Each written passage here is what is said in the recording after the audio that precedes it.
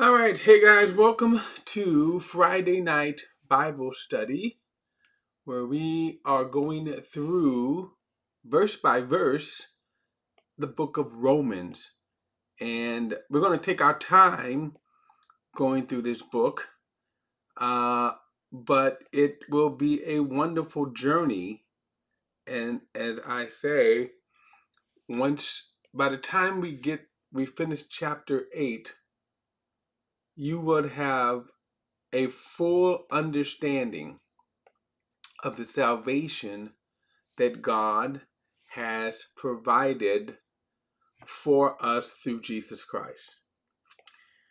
But let me also say this: it is as you read the Bible,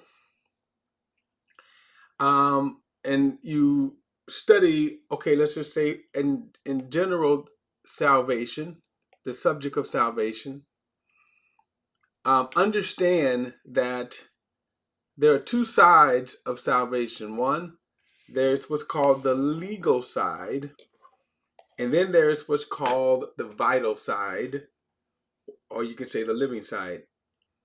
Romans is going to lay out the legal side of our salvation. Why your faith should be so strong. The assurance is so strong because of the legal side. And then we also will get into the vital side. In other words, what happens to us when we get saved?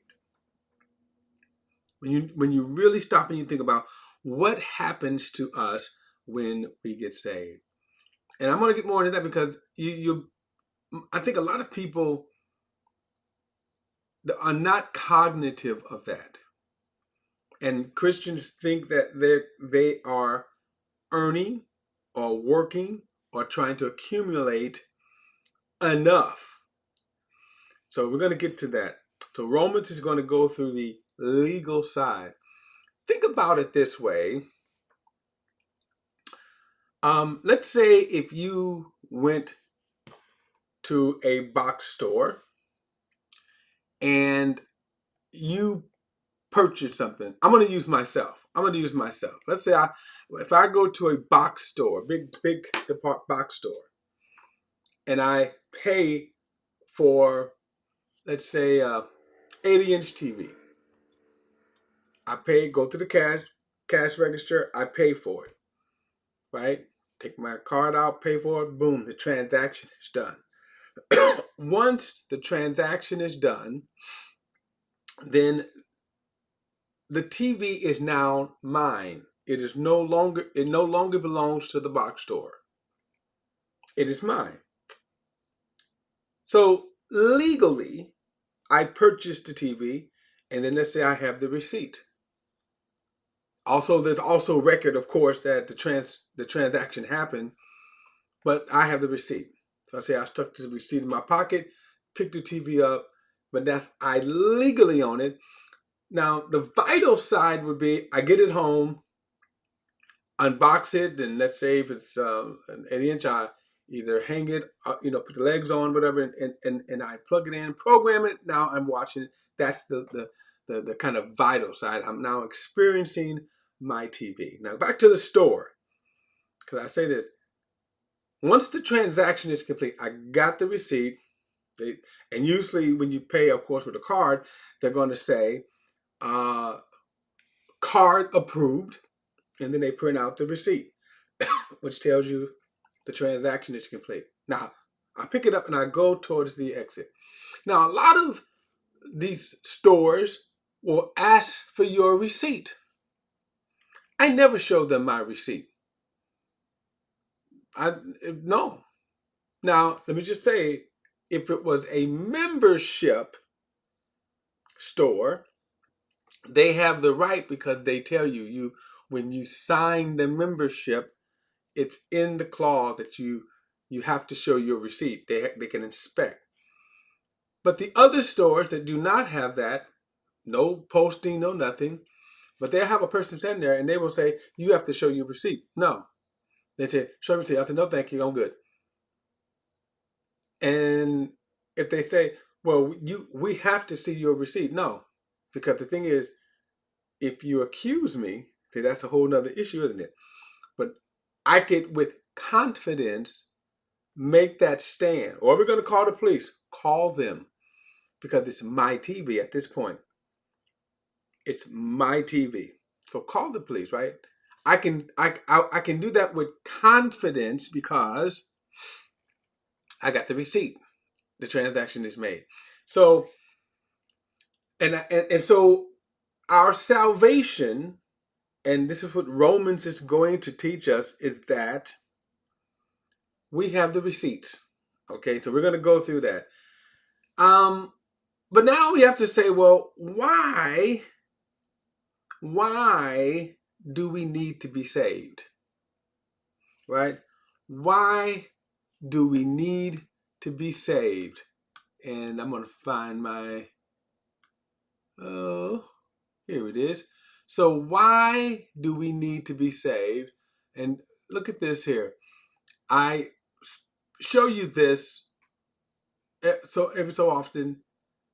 A number of years ago now, I was a young man and I was driving home. It was, after midnight because I worked at, 4 to 12 shift. And I'm driving home and I see this billboard coming, the patch of the freeway. You kind of dip down and you're driving up and you see this large, and this is how this billboard looked. It was black letters in white and it said saved from what? That's all it said. And that's how the sign looked. There was no identifier, no scripture, no who wrote it. As I think about it right now, truthfully, atheists could have wrote this. Agnostics could have wrote this. Skeptics could have wrote this. Or even Christians could have written this. Now, the problem, of course, while it's a good question, it doesn't give the answer. It doesn't give the answer to the question. So we're going to ask the question again. That's a good question. Save from what? So now where we are here is we're going to answer that question, because where we are in Romans, and especially first one, as we get into Romans 1 and then 2 and 3, we're going to study the depravity of man. And this is going to be important. So if I say saved from what, okay, the answer to the question is we're going to be saved from the wrath of God. So let's actually jump in and get into it. Romans chapter 1. Let me bring up Romans chapter 1. All right, so in verse number 18, he says, for God's wrath is revealed from heaven against all ungodliness and unrighteousness of people who by their unrighteousness suppress the truth. So we already covered this, but again, so why is there judgment? Why is there condemnation? Why do people go to hell? Because of God's wrath. But why is God pouring out his wrath? Notice, against all ungodliness and unrighteousness of people. But watch this. Who suppress the truth. Who by their unrighteousness suppress the truth. Now, a lot of times in our modern day society, and I'm going to say America because I don't know other countries, but in America especially, we like to try to whitewash, sanitize the evil. So that if you, like, for example, an atheist that asks the question and criticize, the scriptures when it says God's wrath, they are whitewashing their sin. Notice, this is what God is pouring out his wrath against, all ungodliness and unrighteousness of people. This is why. So we stop right there.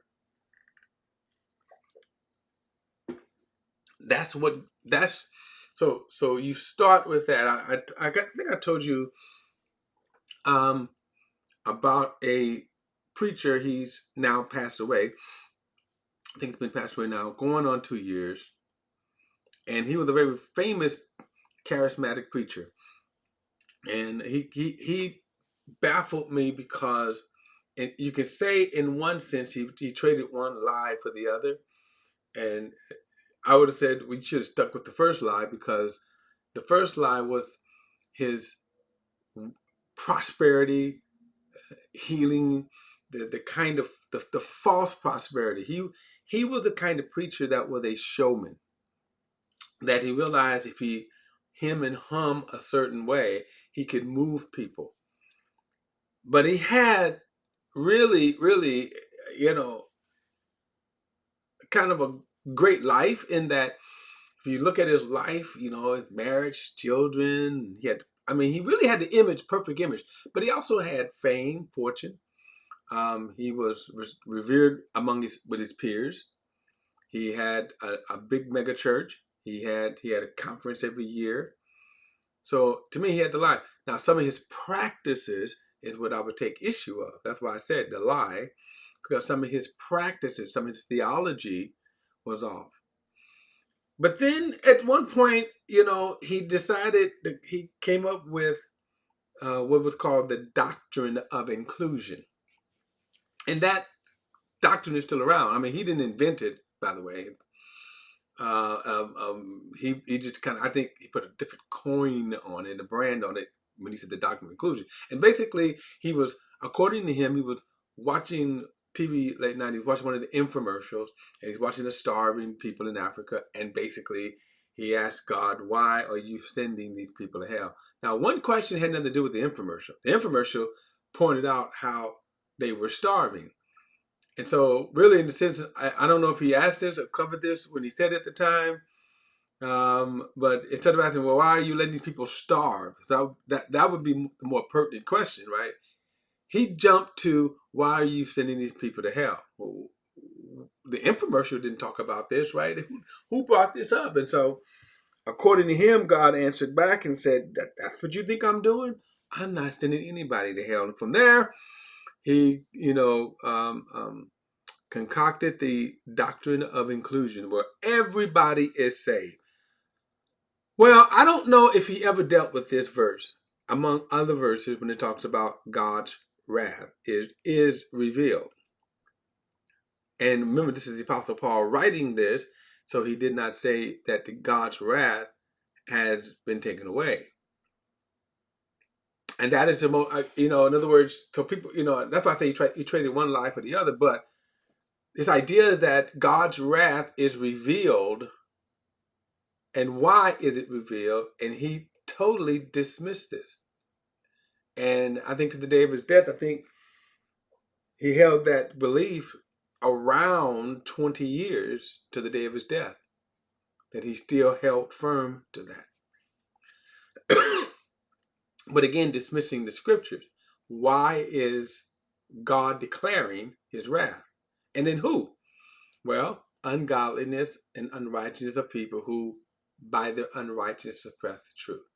Now, we got into last time when he says, "Since what can be known about God is evident among them, because God has shown it to them, for his invisible attributes, that is, his eternal power and divine nature, have been clearly seen since the creation of the world, being understood through what he has made, and as a result, people are without excuse." Now, we're going to get into the depravity later, but notice here. Now, let me also, while I'm thinking about this, let me tell you what this is not saying. Because I've heard this kind of, a while ago, and from time to time, I'll hear it again.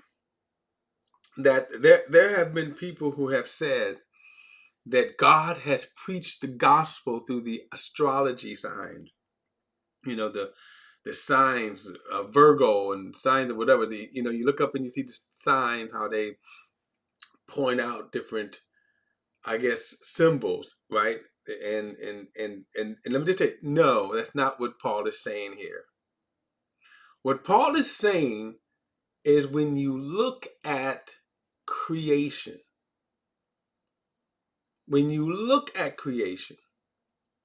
that tells of God's wisdom.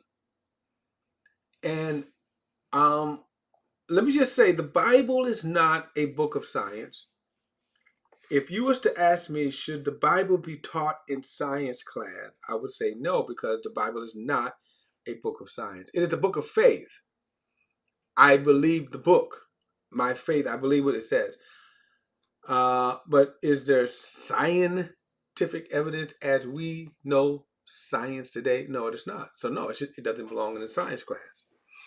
And I say that because there are a lot of Christians who, again, try to make the argument from the Bible in a scientific way, and they get creamed when they make these arguments.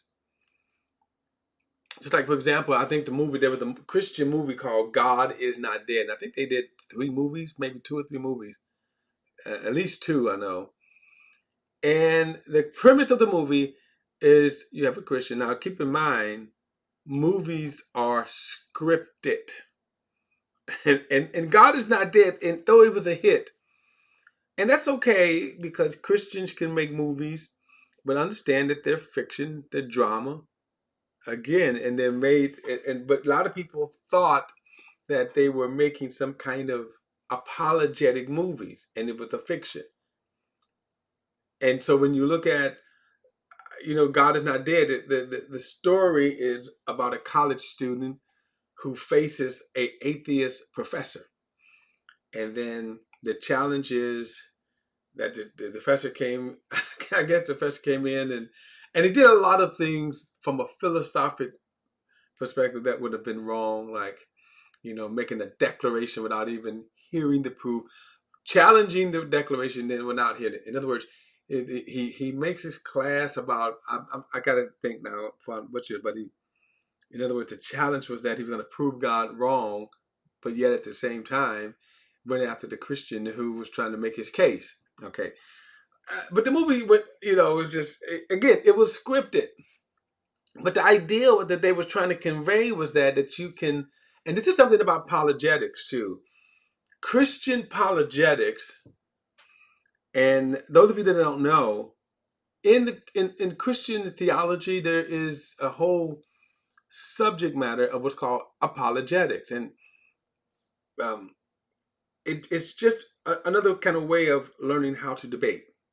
Okay, you can almost say they use the same principles of debate, using critical thinking, laying out your argument. Okay, that's kind of what apologetics is. And apologetics, if you go back to the philosophers of the Greek, and then when some of those philosophers became Christians, they sought by intellectual means to win their fellow intellectuals.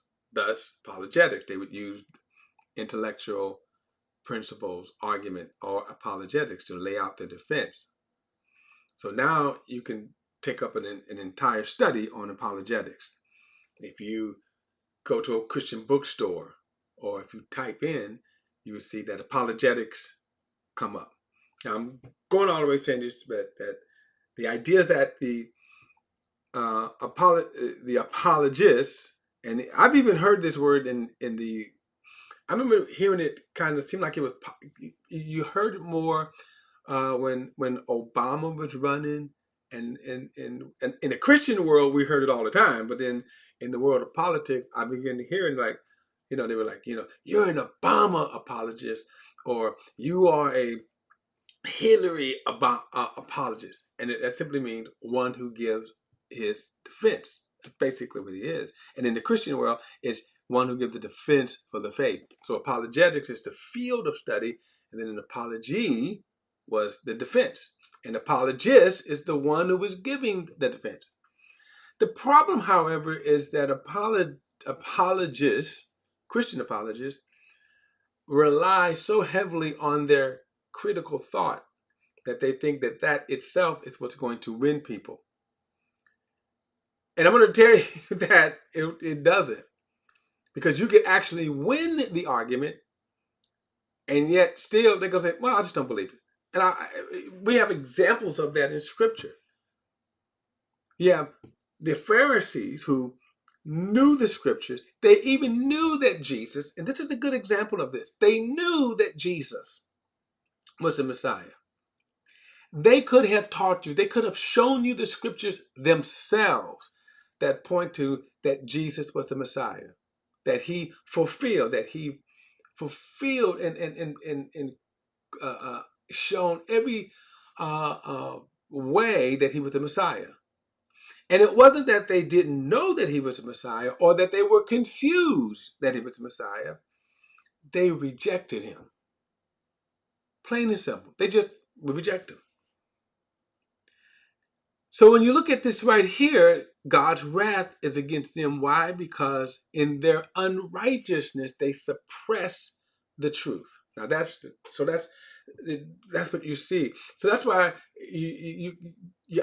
there was this one guy that has, a show where he shows by the Ten Commandments, right? He's going to use the Ten Commandments, and then he goes out on his television show, and by film he goes and he says, "Okay, you believe in the Ten Commandments?" And then they would go, "Yeah, I believe in the Ten Commandments." "Do you believe you keep the Ten Commandments?" "Well, yeah." "Do you steal?" "Well, sometimes." "Then you don't keep the Ten Commandments. So by your own admission, you break the Ten Commandments, and that makes you a horrible person." Of course, that's scripted, right? Because how many people that they have shown that will refute the arguments that they made, and they don't get it in their television show. So what I'm saying is that what Paul is saying here is not an apologetic defense per se, and that you can't use the principle of apologetics to say I'm going to win an argument. What Paul is simply saying right here is that, and let me, before I go on, even the age-old argument, well, what about the people, though, that long lost Amazon tribe, 5,000 feet up in the Amazon mountains? This little society is cut off from the world. No cell phones, no social media. They don't even have lights. They don't have running water. They are prehistoric, and so no one has ever been up there. And so why would God judge them? Isn't God unfair because he judges them? Now let me answer this way. Even if that's true, he's still God. If God is unfair, he's still God. So you still don't win the argument that way. But let's just say in the hypothetical scenario, isn't it always funny how they're pagan though? Why are they pagan? Why do they believe in the sun god or this god or that god? Who told them of the very existence of any god? Why would that be? In other words, if you're up there and people go up and they found these people and they say, okay, well, here is their. How would they know anything, right? If they're so up away from everybody else in the world, then why would you have paganism among them? And that's usually what you will find is paganism. In other words, if you're looking at, and let's go back to that same crowd right there. Why would they, if they have nothing else, no books, no anything, and they just look at creation, and that this is what Paul is talking about. If they look at creation, why would you conclude paganism? A head with three gods, a god with three heads, right, or something like that, right? Now, in fairness, people may say, like an atheist, a skeptic may say, well, why do you believe that the Bible is true? We'll get to that. Okay. So what God is saying is that, okay, if you look at creation, because I would say by the very presence of creation, and there is a program that is called, I think, I Don't Have Enough Faith to Be an Atheist. And he makes a great point by saying it takes an awful lot of faith to conjure up the belief that from nothing you have creation. And you have it in billions of ways, right? In other words, if you look at, let me show you this. I'm going to come out of this for a moment. And I didn't mean to go, I think this is a good point here. Let me find, because I did a video on this one time, kind of just dealing with the idea, the concept of atheism, and then how they say, well, you can naturally find through atheism. I want to look at the, okay, here's where I said, you look at the universe as this is what they would say, that the universe, it's 14 billion years old. But let's go to the far left side and you see what's called the Big Bang.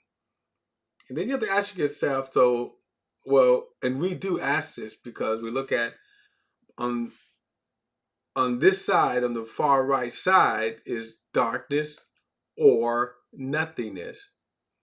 So which came first, chicken and egg kind of scenario? Which came first?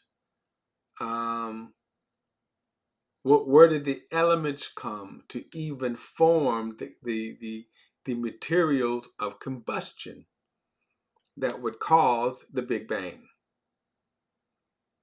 But then after the Big Bang, because in every case where we have an explosion, right? If we look at every explosion, you never see order comes from the explosion. And then as you see that there is, they got this timeline. By the way, think about it. Since none of us was around a billion years ago, 14 billion years ago, you really can make up whatever you want, right? Like, how do you know that after a billion years this happened? This is a pure fiction scientific thing right here. Well, I want to look at here, when you look at the 14 billion years, you see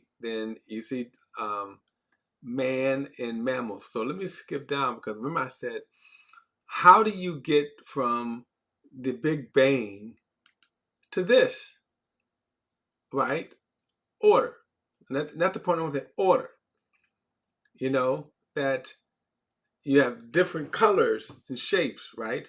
If you look at how they are formed, they're all round, spherical, right? And they say, oh, look at that. Wow. Look at that, how that, and then,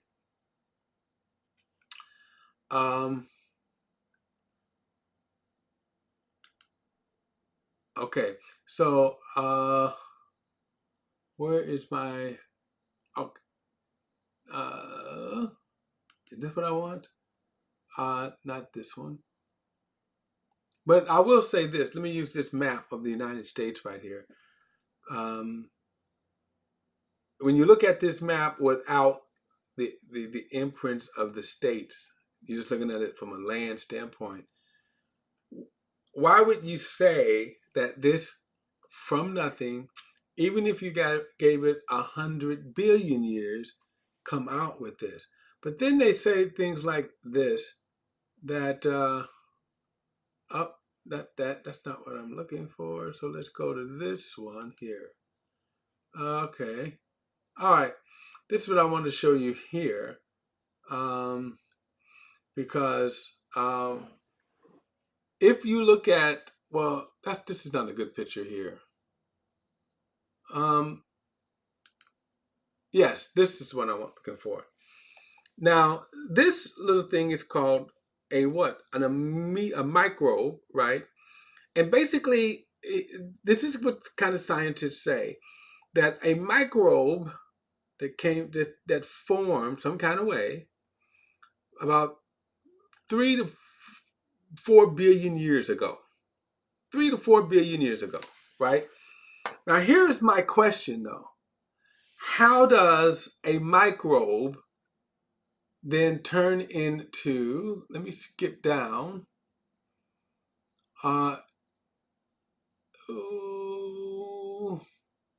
how did the microbe turn into, let me see here, this, what they would call prehistoric man. And then they would say man formed, and then you got this. So just kind of think about, you got, by the way, that guy in the middle, he's kind of a famous atheist. I actually heard his argument on all of this. That's why I'm kind of using this here. You go from the ape to a beautiful woman, as you can see there, and then even a man. So how do you get from this, right? How do you get from that, and then to here, the timeline.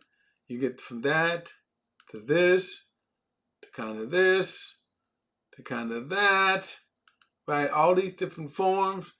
And how? How does that? But let me kind of go back. How do you get from this, right, to a fully formed human? That, think about that little bitty tiny microbe. I don't even know if we can see it. But here's my thing. Why would it produce any of that? The ape, the man, and the woman, 2 eyes, a nose, teeth, lips, tongue, right? Male and or female genitals. Well, why would you have to have any of that? Okay? Why would you have to have any of that? Okay. Okay, what am I? All right, let me see here. All right, let's see. All right, I'm coming up with, all right, anyway, why, so, let me get back to my video here. So,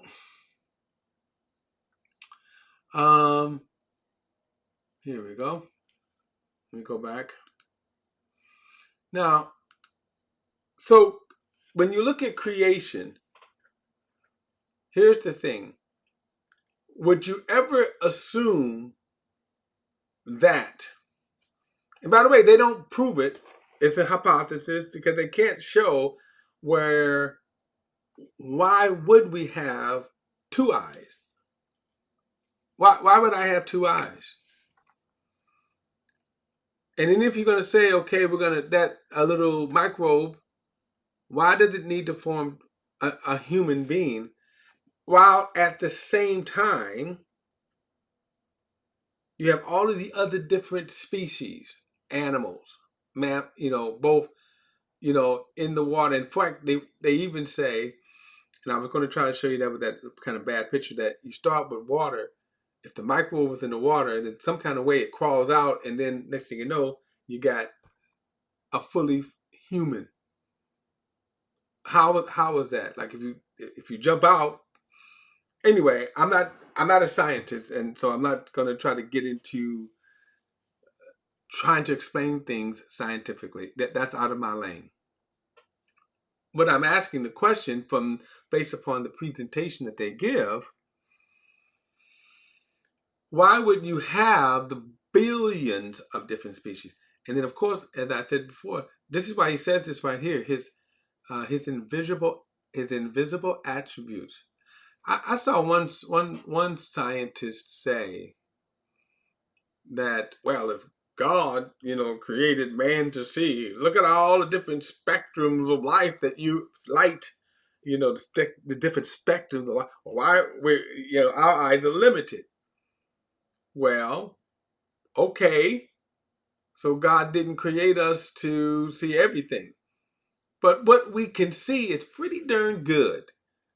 The beauty that we can enjoy is pretty darn good. But anyway, that's the unrighteousness there. And you will see a theme with scientists. I observe that they tend to have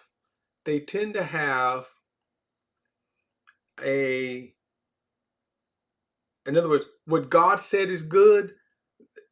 You don't always pick up on it, But if you let's using in Genesis, and it says that when God created the heaven, all of what you see right here that is good, they tend to go, well, it's not as good, or that man, like, what is man? Like, how arrogant are we to think that we're the only ones in the universe, even though you have not found a single sign that there's any other life, intelligent life, anywhere else in the vast universe, nowhere else in the vast universe. So what do you have to do? You have to say, well, we believe that there could be. But that belief is not based upon evidence. There's no kind of foundation.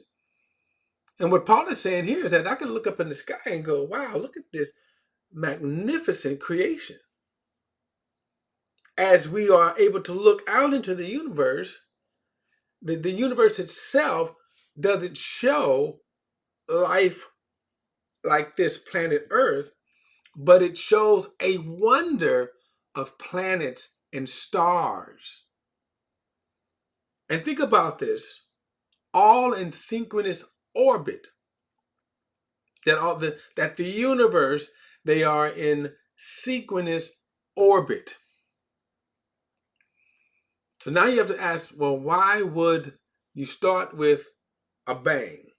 And I like to even say, what's before the bang? See, what's before the bang? And I'm going to say, let me tell you what's before the bang. Okay. So I'm going to do something a little different here. All right. So let me come out of this for a moment. Well, let me just I'll read it, and then I can go back. Look at this. John 1 says, "In the beginning was the Word, and the Word was with God, and the Word was God. He was with God in the beginning. All things were created through him, and apart from him, not one thing was created that has been created." So John takes us and said, if you go back, if you journey back in time. So let's use our little thing here. I'm going to borrow this. This is not the best, but let's just say, as they give this kind of artist rendition here. So look at the 14 billion mark to the far right. You see man, you see mammals and all that. But let's go with John 1 in mind. If you was to travel back in time, okay, if you travel back before our birth, before now the creation of the universe, scientists say that you see an explosion. However, John, God in his revelation, tells us we can actually go back.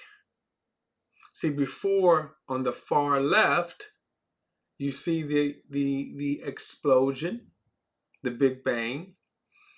But now we can go before the Big Bang by faith. And now in this dark void, we know that's God. In the beginning was the Word. So if you travel back, all the way back, as far as you could possibly travel, if you travel back as far as you possibly can travel, that you would find this. You would find God, not a Big Bang. Because, see, to me, in the hardness of their heart, they, rather than to submit to God, acknowledge God, they would rather say, well, let's just say this all happened, so that all that we see, all of this wonder here that we see, came from, there was a natural resources or processes right here. And you never see it anywhere else. You never see it anywhere else. No explosion, nowhere else do you ever see this, that you ever see that, hey, there's just a big boom and it creates this vast nothing, the vast nothingness. Okay? The vast nothingness. Okay. So, let me go back to my, so, now, so when he says, for the wrath of God is revealed against all ungodliness, what you have here is people who just simply reject God, and notice it's God. They're not confused, right? They suppress the truth. So you would rather come up with a lie. You would rather come up with, well, a big bang, and then say, well, that's science. Now, I happen to think that one day, I don't know how far, but when you think about the time of the end, when you think about the beast, the man of sin, the tribulation, all that, when you get to that point of time, people will not hide behind some of the ideologies they hide behind now. So like an atheist is not going to hide behind. In fact, I believe during the time of the Great Tribulation period, there won't be atheists. I don't think there's going to be atheists because the Bible says the world is going to worship the beast and they're going to worship the dragon. Why? Because the nature of sin. Right now, when you think about morality, and I'm going to say this, one of the reasons why you don't see this great rebellion, especially again in our culture with our the commerce, the money making machine, the crowds can't really, the crowds don't abide a lot of just outright attacking good. And I think there's going to come a time when the atheists and people that now will say, I don't believe in God because, hypocritical Christians, all those kind of excuses. I think there's going to come a time when people will simply, I'm God, I reject you. They won't have all these little, ideals that why I don't, why this is the reason why I don't believe in God. I struggle and all that. No, they're just God. I reject you. That's what it's coming to. Now he says here, the invisible attributes. Then he says his eternal power and divine nature can be clearly seen in the creation, what he made. And this is why even if they never heard the gospel, why would you reject it? If you're looking at all of this, why would you conclude no God? Even atheists, right? Even the scientists, right? And sometimes some of the ones they are more circumspect. They're not going to come out and just say, well, we absolutely positively know there is no God. We know that. Okay. So some of them will say they're not going to come out and just say that. Okay. They're not. They might say, well, we just haven't seen evidence of it. We haven't seen no evidence that there is a God. And yet, how in the world can you say that there's evidence to say that a Big Bang exploded and then the result of the Big Bang, because they say during that 14 billion years, the first couple of billion, it cooled down. Okay, even if that's true, why would you still have planets? And then all of a sudden, where did all of the molecules, where did all of I'm looking, how would they say it? The elements that create life, that ultimately this kind of life right here. In other words, they would rather say nothing did that than to say God did that. And what Paul is saying, you can look at God, you can look at the creation and say there is a God. That's basically what Paul is saying. You know, if you go to a person's house, and this is going to be a very poor example, but if you go to a person's house, you go to, and you say, oh, the person said, hey, here's my son, right? Okay. And let's say you look in their family room or their den, maybe their bedroom, and you look and you see trophies after another, football trophies, soccer trophies. You see, basketball, baseball trophies, and you see medals, and you see pennants, right? And you see all of that with that, and you would say this person won this because they are a good athlete. In other words, the trophies display their goodness. It displays their glory. That hey, this is what was accomplished. And what Paul is saying is that the creation, you look at the creation, and God has put it so in creation. Now watch this. That's why I said you look at just planet Earth and you don't see any other planet like planet Earth. Because I often think, well, if it was just natural processes, then okay, you could have indigenous life on Jupiter, right? You can have indigenous life on Mars, like Martians. There's water up on these planets, they tell us. So why didn't the conditions of those planets produce indigenous life for those planets? I'm not saying you have to produce life like Earth, but you can produce indigenous life like those planets. Why not? Where's the logic that only this planet, without any kind of creator, why would this planet create this kind of life as opposed to the other planets that wouldn't create? I mean, we have the fantasies in Star Trek, okay? That there's kind of all kinds of life out there if you follow Star Trek. There's all kinds of life, right? All kinds of life, all kinds of aliens, even though they all look humanoid. But that's the concept right there. That when you think there would be, and yet there's not. But the reason why there's not is because they suppress the truth in their unrighteousness. All right, more on this next week, guys. Don't forget to like and share this video and subscribe to BP the Bible Perspective. And as always, if you have a thought or comment, add to the comment section below. All comments are welcome, and I'll see you next Friday, Friday Night Bible Study through the book of Romans.